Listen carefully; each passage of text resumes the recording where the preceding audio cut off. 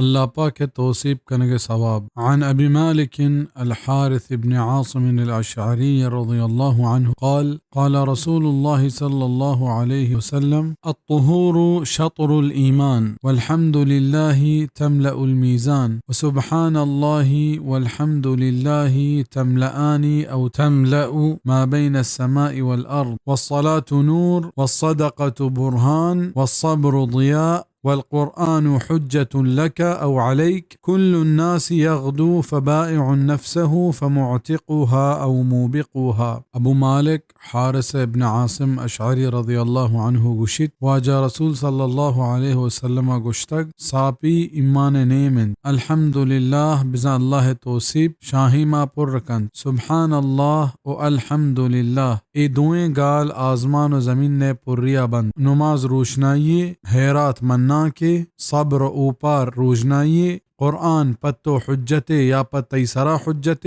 ہر انسان ہر صحبہ و تبہا کنت یا آزاد بیت یا تباہ بیت، پتا بیداری و تبہا کنت گوڑا چا عذاب آزاد بھی، اگا پا گناہ و تبہا کنت گوڑا تباہ بیت. رواہ مسلم.